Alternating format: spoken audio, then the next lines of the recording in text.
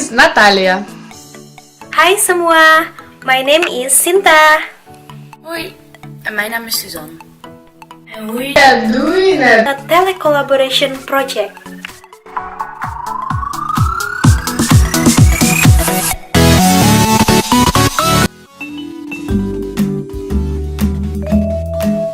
It is a great experience to work with people from different countries, nationalities, and cultures, using English as a lingua franca, and there is no face-to-face interaction, so we only use Moodle.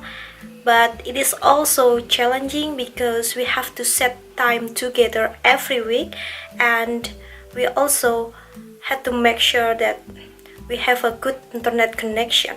Overall experience with this project has been very pleasant. My experience was exciting and interesting. We were all really committed to the assignments every week, and we were all willing to help each other out when necessary. So that's what I really liked about the project. I really liked my team and I liked interviewing people. Meet new people from different cultures and the reflection that I have to write every week. I learned during this project how to work online with people who are located in other countries in the same project.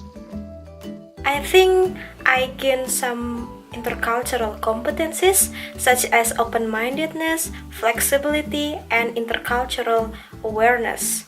And this telecollaboration project also teach me how to stick with the deadlines.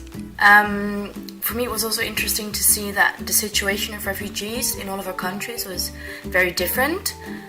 For example, here in the Netherlands, there were by far the most refugees, while in the Ukraine there were mostly internal refugees, so people fleeing within the country. And Indonesia didn't really have to deal with the issue at all. And obviously these differences had an influence on how refugees were being portrayed in the media and also on the attitudes that we saw during the interviews. As far as between us, I find it quite hard to distinguish really clear reach points. A small thing I did notice was that there were a few occasions where I had some trouble. I wasn't really sure if Nataliia was asking a question or just stating something. So she would ask a question and then it would be quiet, and then after a while I would be like, oh, that was a question. I think it might have had something to do with the Ukrainian intonation, or the intonation of the Ukrainian language, maybe. Another thing I noticed was that I sometimes found it difficult to ask sensitive questions, for example about the political situation in a country, because I was afraid that they might come across as offensive. But I think that I've learned that as long as you're just genuinely interested and phrase your question in a nice way, and maybe even just express your worries for being offensive or for offending someone, that people are just really willing to answer your question and discuss even more difficult topics. It was funny how we started our telecollaboration sessions.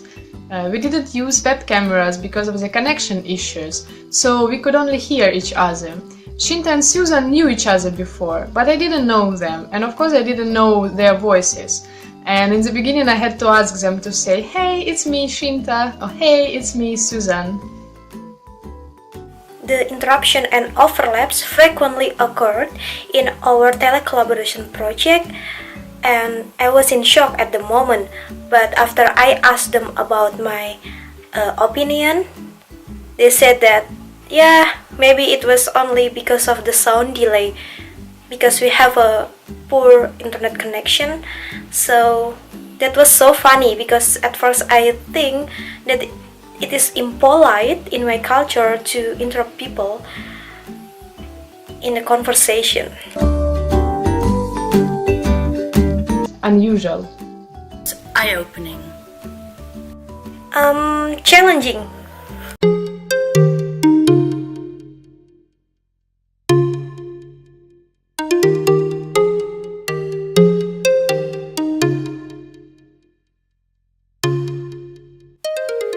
Sampai jumpa!